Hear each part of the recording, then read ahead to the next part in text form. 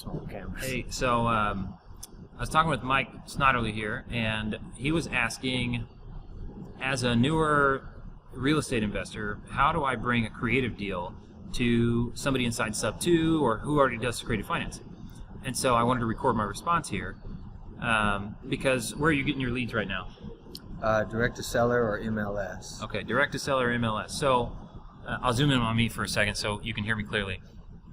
When you encounter, there's three things for me, because I used to do creative closing for other wholesalers. That's how I got my first deal. I got some other people some deals. There's three things that I care about before I get on the phone, and I won't get on the phone unless you can go through these.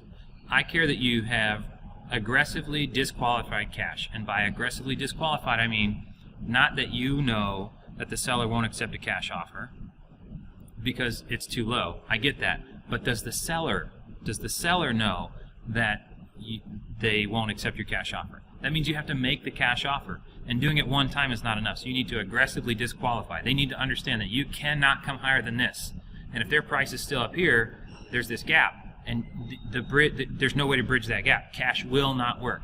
That has to be off the table, right? Or they'll come back to it. We don't get to creative finance until the end here. So you said the next place you're looking is where? Direct to seller or? MLS. MLS. That's the next one. So you have to tell me why a realtor is not a good option for that seller. So cash has to be disqualified. A realtor has to be disqualified because honestly, a realtor is a good option for plenty of people, right? And we want to help people get to whatever it is that they need when we're buying a house. So the third option is keeping it.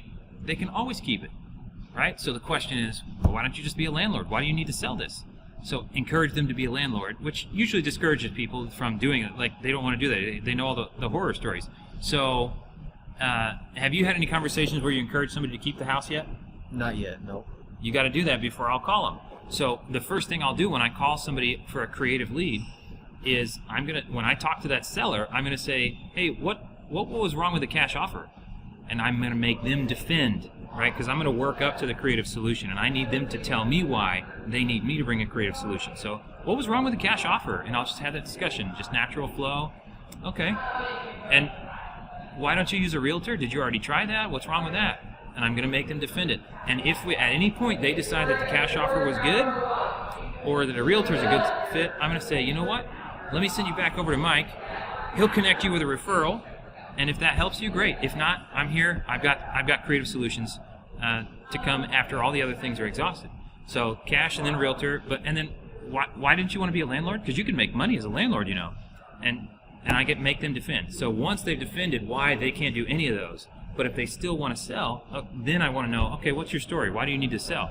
And I only do a creative solution into a story. It's a solution to someone's problem. Creative is weird, right? It has to be a solution, and I have to understand the people's what it is that they're trying to get in order to, before I'll even bother calling them and trying to bring a creative deal. So for me, creative deal is all about finding somebody's story after disqualifying cash, realtor, and keeping it.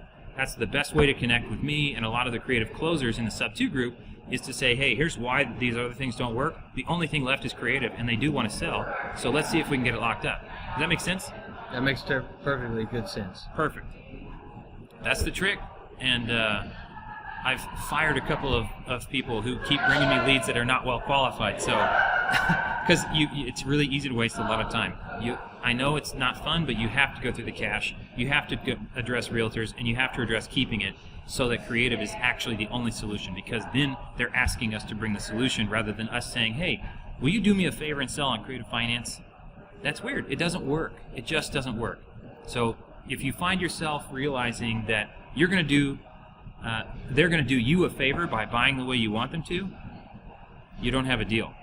Ask yourself that. Now, who's doing who a favor here? If you're doing them a favor by bringing a creative solution, you have a deal. Make sense? Makes sense. See you next time.